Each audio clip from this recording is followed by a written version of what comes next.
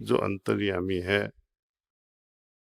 ఈ అంతర్యామి ఆత్మ అనేది, ఆత్మానుభవం అనేది అందరికీ వారి వారి లోపలే కలుగుతుంది. బయట ఎప్పటికీ కలగదు. हम सबकी आत्मा अपने अंदर है। మనందరి ఆత్మ మనలోనే ఉంటుంది. పుట్టినప్పటి నుంచి చివరి శ్వాస వరకు మనలోనే ఉంటుంది. అందువలన మనం అంతర్ముఖులమై ఈ ఆత్మ వైపు ధ్యాస నిలపాలి.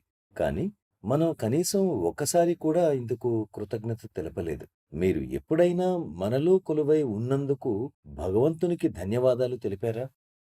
हे ईश्वर, आप मुझ में हो। హే భగవాన్! మీరు నాలో ఉన్నారు. అందుకు కృతజ్ఞతలు. మీకు మీరే ధన్యవాదాలు ఎలా తెలుపుకోగలరు? మన ఇంగితంకు ఇది సాధ్యమా?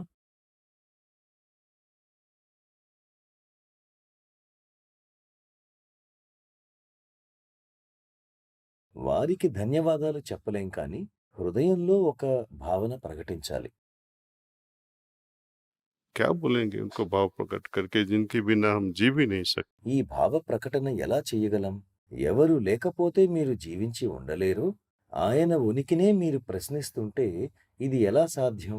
శ్రీ రామకృష్ణ పరమహంస ఇలా భగవంతుడు ఎక్కడ ఉన్నాడని అడిగేవారిని నీటిలోని చేప నీరు ఎక్కడ ఉంది అని అడిగినట్లుంది అనేవారు. पानी के बाहर निकालो तब पता चलेगा। నీళ్లలోంచి బయట పడవేస్తే కదా దానికి తెలిసేది. మనలో ఉన్న భగవంతుడు మనలో లేకుండా మాయమైతే అప్పుడు తెలుస్తుంది.